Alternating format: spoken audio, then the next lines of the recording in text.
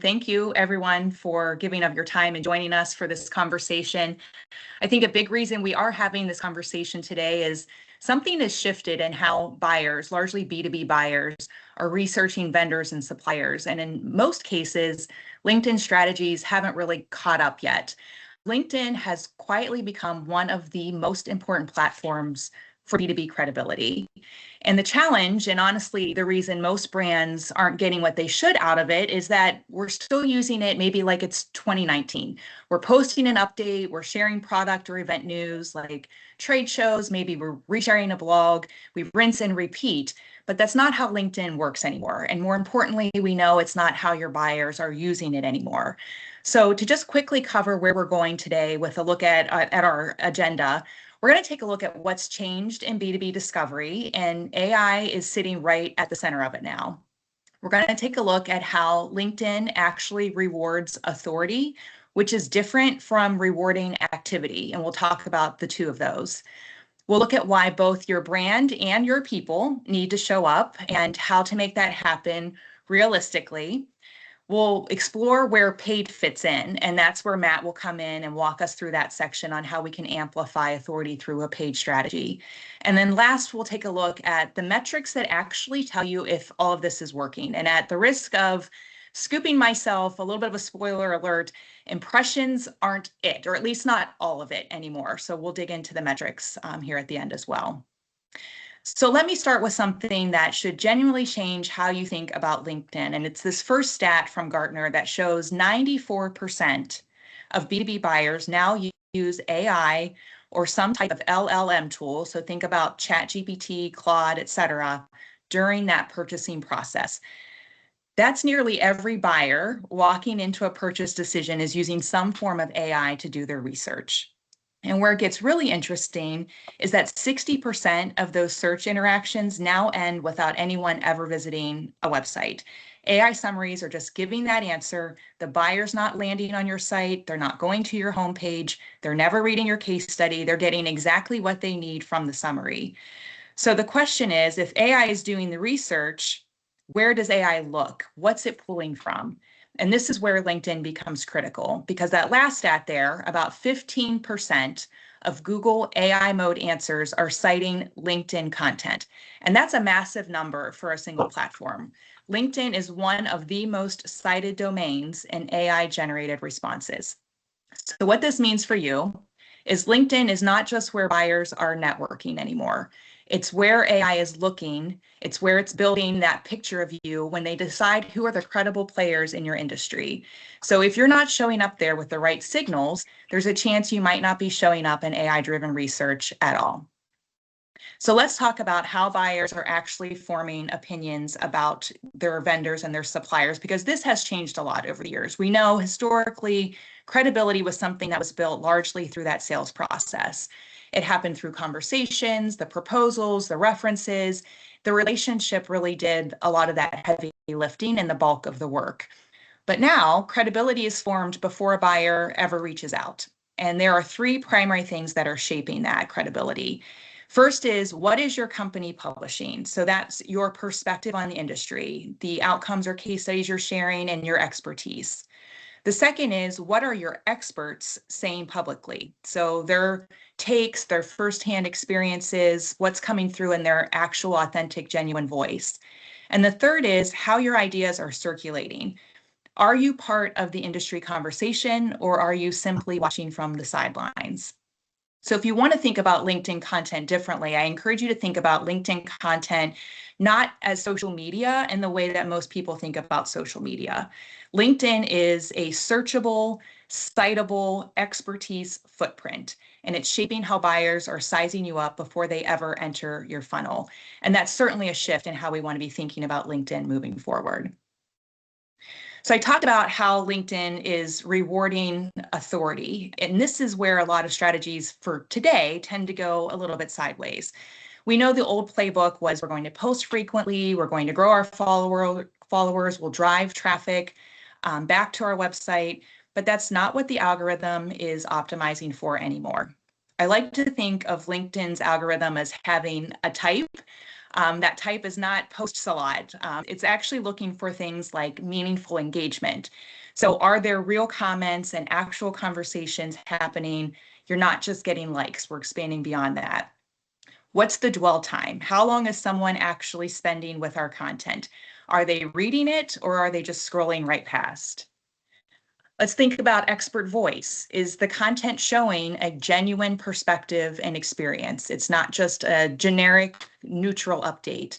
And the last piece is native formats. So do we have documents? Do we have carousels? Are there structured posts that are keeping people in the platform? That one stat there I'll call out, a multi-image post alone will average about 6.6% engagement. So all of this is pointing to that the algorithm is looking for evidence that your content is worth someone's attention. So how can we make sure we're treating it accordingly? When we think about LinkedIn, we should be thinking about it as a team sport.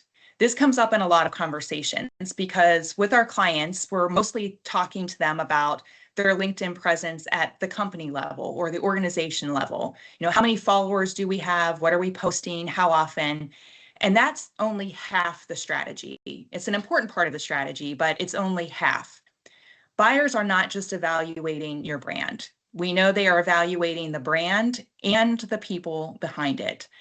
AI systems are also just not looking at your company page. They're looking at your people, your executives, your SMEs, your thought leaders. And the data does back this up.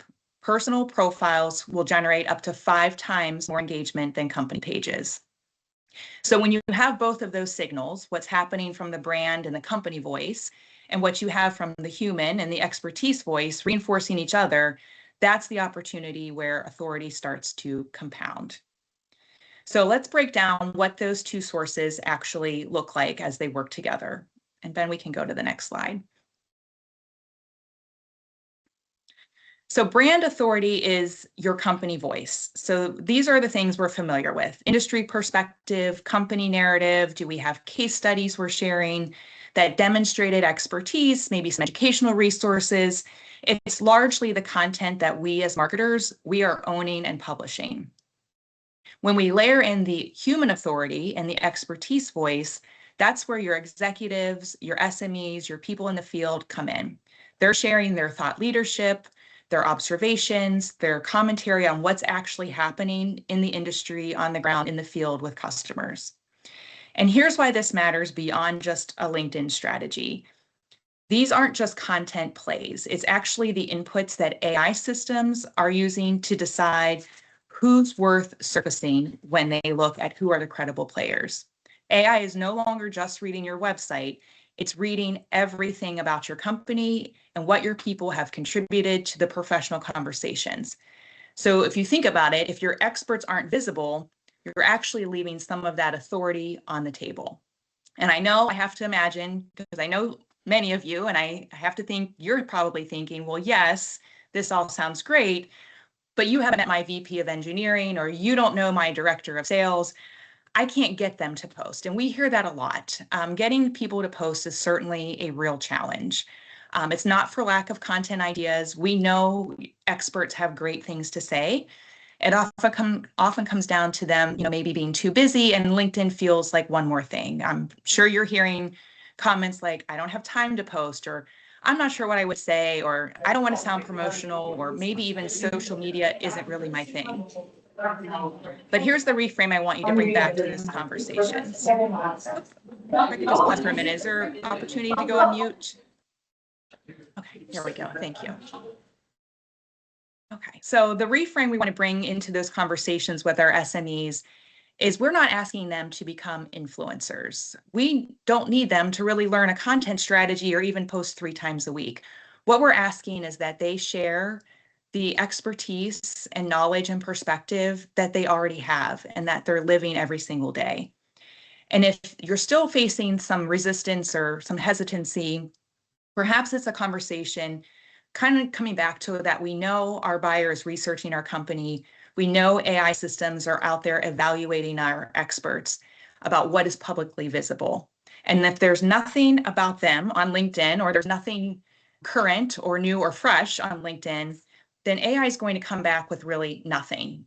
AI is not going to say, oh, I didn't find much. It's really going to come back and not surface you at all. So hopefully kind of framing the conversation with your SMEs around this being more of a business case and less about helping them build a personal brand will maybe help shift some of perception and get more buy-in on having them become a part of this team player activity that needs to happen on LinkedIn to really build up that authority. So there's expert content that can take many different forms. We're going to focus on 4 primary forms of expert content. And as I'm walking through these, I invite you to kind of think about who on your own team has this knowledge right now. So the first is content that takes a stance on the industry. So these are executives and experts sharing their view on where things are heading. I mentioned earlier, not so much neutral content. We don't want it to be generic. We want it to feel authentic, genuine, and have a point of view. The second type of content will solve a problem in public. So it's experts explaining how to approach a real challenge. So this extends beyond, a press release. It's not a product pitch. It's thinking about how do we think about this particular issue or this particular problem and giving that point of view. The third is when we can start to pull back the curtain and kind of give a look inside the thinking or experience behind the work. Posts that kind of speak to what 20 years in this industry has taught me, that sort of thing. How do we kind of dig in deeper and maybe even be a little bit vulnerable in talking about things that we might not necessarily go out and market, but giving them that real look behind the curtain. And the last fourth piece here is sharing what we've learned the hard way. These are real observations from projects and operations. And oftentimes it can be things that maybe didn't work well the first time, and using that as an opportunity to share about a mistake and how we overcome it, some of those hard lessons that really bring through that authenticity. And why this matters beyond just LinkedIn engagement, that these are exactly the formats that AI systems are trained to recognize as expertise signals. So here's how to think about this post, for example, from a credible expert on a professional platform like LinkedIn is exactly something that a ChatGPT or a Google AI mode is going to be looking for when a buyer types in and asks, who are the credible players in insert your industry here? Your expert's post now becomes a citation source. And I will say again, just notice that none of these are saying we're announcing a new product or we're proud to share company news. There is a difference in this type of expert content that will really help boost up that authority signal. One thing I want to flag that often gets skipped is the profile itself. So LinkedIn will use profile data to understand who someone is, why they're relevant, and whether their content deserves broader distribution. So that profile becomes a credibility filter before a single post is ever read. So profile quality in LinkedIn is looking for, does it clearly reflect industry expertise? Is the role, affiliation, and experience history clearly documented? Are the connections relevant to the industry community? And is there consistent participation in professional conversations over time? This matters for AI discoverability specifically, and not just LinkedIn's algorithm, because when an AI tool is researching someone's expertise, the profile is often the first thing it reads. So if there's a sparse or outdated profile, it's not just hurting your LinkedIn reach, it's actively undermining that credibility signal that AI systems are trying to evaluate. And a stat that can get a lot of attention is the one here, that verified complete profiles earn up to 60% more views and 50% more engagement.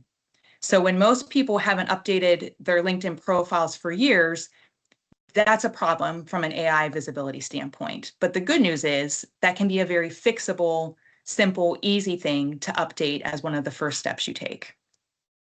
So I'll close out this section with a challenge for everyone here who's joined us today. If after today you take your top 2 or 3 subject matter experts, those that you believe are your most credible people, and Google them, or maybe you run them through ChatGPT and ask who are the credible experts at, and insert your company name. Take a look at what comes back. AI tools are looking for executive perspectives that are shared publicly and consistently. SMEs that are discussing those real challenges, that they are contributing insights to professional conversations, that there's evidence of expertise across citable platforms, knowing that LinkedIn is at the top of that list. So for most companies, there's a gap between the expertise that they have and the expertise that's findable. We know the knowledge exists, it's just not visible. So authority signals will only drive discovery if they exist in the first place. So how do we make those exist and more visible? Everything I've been talking about has been focused on organic reach, and that gets the foundation built. But we know that there's a ceiling to how far it can go on its own. And that's where a really strong paid strategy comes in. So I'm going to hand it over to Matt, who's going to walk you through exactly how paid amplification kind of fits into this authority building approach. So Matt, take it away. Thanks. Appreciate it, April. Just a quick intro for me. As Ben mentioned, I'm Matt McCory, and I'm a senior paid media strategist with Akia. And yeah, I wanted to dig into the paid media side of LinkedIn and how it plays off of your organic strategy. So the challenge Akia hears from clients constantly is we're publishing great content, but it's not moving the needle. The issue usually isn't the content. It's that the right people never saw it. Paid isn't separate from your authority strategy. It is your authority strategy's distribution layer. Organic sets the floor. Paid raises the ceiling on who sees it. The AI compressed funnel means organic reach is getting squeezed from both ends, algorithms and AI summarizers.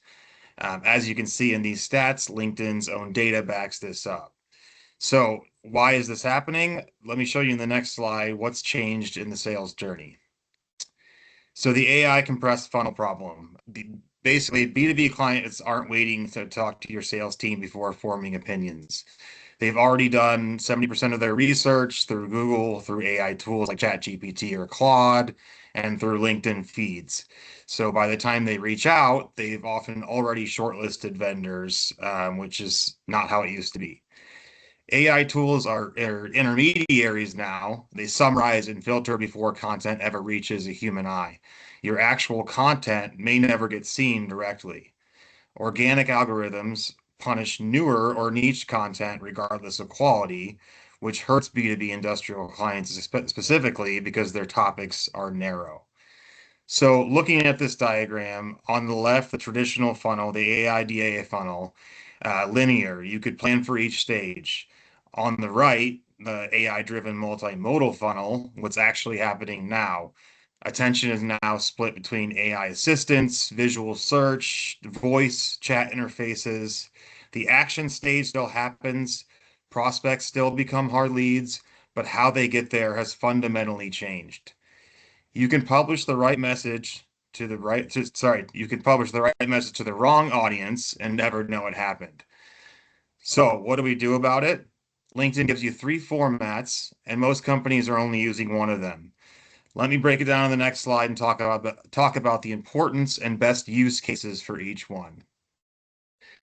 So LinkedIn paid formats and use cases. Let's look at each format here. The first one being sponsored content or boosted posts. This is the starting point for most clients, and it's the right starting point when you already have content performing organically. It's low barrier to entry. A cost can be $150 to $300, and it extends reach to cold audiences that you wouldn't otherwise hit. Second one here that I'm going to touch on a little more in the next slide here is thought leader ads. This one is severely underused, but the short version is it looks like a post from a real person, not a brand. And this kind of goes back to what April was saying. That matters more than most people realize in B2B marketing, that human touch. And then the third one there is reserved or guaranteed campaigns. And this is for high stakes moments. So product launches, events, annual campaigns where you can't afford to lose the impression lottery in the auction system. You pay a premium for certainty, but you also do get high placement there. So format selection should be driven by your goal, not by habit. And that's what the next slide here gets into. So thought leader ads, severely underused. Take a look at the ad on the left. Here's what most LinkedIn ads look like. Company logo, promoted label, brand voice copy, prospects immediately categorize it as an ad and scroll past. It has lower intent credibility because the brand has a clear agenda. Now on the right, here's the same LinkedIn audience targeting, same budget, but it's running from Marcus Klein's profile, VP of Strategy. It shows up in feed looking like a post from someone you follow. So you have higher trust, more dwell time, and LinkedIn's data shows 1.6 times higher engagement on average. One thing clients ask about this, does this mean my executive has to write the ad? And again, going back to what April said, no, marketing writes it, the executive reviews and authorizes the promotion. It's a collaboration, not a handoff on the paid side. But leadership and marketing have to be aligned for this to work. Some ideal use cases for these would be executive POV content, industry takes and predictions, first-person customer success stories, event announcements from a speaker, basically anything where human authority matters. If you have one thing to test this quarter on LinkedIn, it's this format. I'll explain in the next slide how to handle this decision process.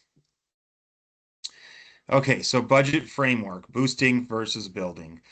On the paid side of things, I want to leave you with a simple decision framework you can apply before you put any budget behind LinkedIn content. 4 questions, walk through them in order. 1, is this already performing organically? If yes, boost it. Don't over-engineer it. The content has already proven itself.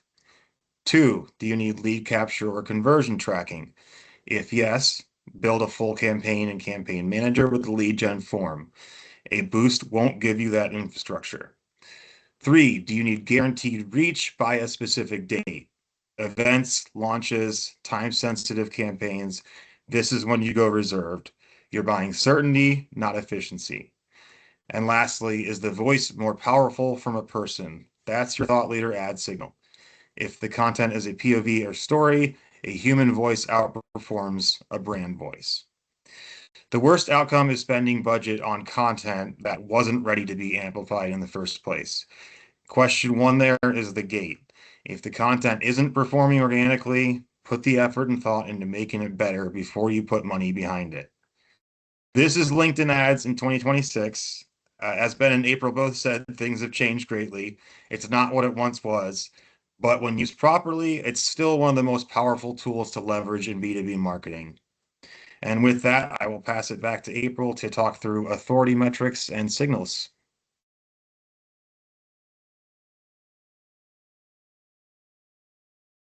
Thanks, Matt. Yeah, I think you hit on it early on, is that we don't want pay to be thought of as a separate track from authority building. It's how we're making sure that that authority we are building is actually reaching the people who matter. So how do we measure all of this? What are we tracking? I think the metrics most of us have been tracking on LinkedIn, things like impressions, click-through rate, follower growth, website traffic, those were built for a different era. They will tell you how far your content has traveled, but they're not necessarily telling you whether it built anything. And in a world where we know buyers are making short lists before they ever come into our website, reach metrics are kind of missing the point. I'm not suggesting that those traditional metrics are useless. They're not. We absolutely still need them, but if used alone, they won't tell us if we're actually winning when it comes to credibility. So if you think about traditional metrics measuring distribution, then authority metrics are going to actually measure influence. So let's take a look at what some of those authority metrics actually are. And these are things that I would encourage you to start to incorporate or evolve into your LinkedIn dashboard, or at least start paying attention to alongside some of those standard metrics that we're continuing to measure. So the first is engagement depth. Saves, shares, are there meaningful comments and real conversations happening? Did people find the content worth engaging with and didn't just scroll past? The second is any of those attention signals, things like dwell time, document views, carousel engagement. People actually spent time with it, and that certainly will matter. When we think about credibility signals, so are there profile views from your target audience? Did you get any inbound connection requests, perhaps some unsolicited DMs? When the right people start seeking you out, then that's a signal that something is working. And the last is visibility signals. So this is when you start to show up in industry conversations, appearances in those AI summaries and search results. Right now, some of that is really hard to track, but it is becoming increasingly more important because it indicates that you've entered that research environment. So as you continue to evolve your LinkedIn strategy, we highly recommend that you start supplementing your standard dashboard with these. They're the signals that will help you determine if the authority you're building is actually compounding. And definitely this category of measurement is one that is still emerging, something that we're keeping an eye on, but a lot is still kind of evolving and changing in this particular area. We've covered a lot of ground. So if we can kind of bring it all together and think about the organizations that are building real authority on LinkedIn, what is it that they're doing really well? And kind of boils down to the 5 things that we've been talking about. The first one is that they've been able to define the problems that they want to be known for solving. So this is not product features or benefits. This is an understanding of the challenges that their customers are actually facing and navigating every day.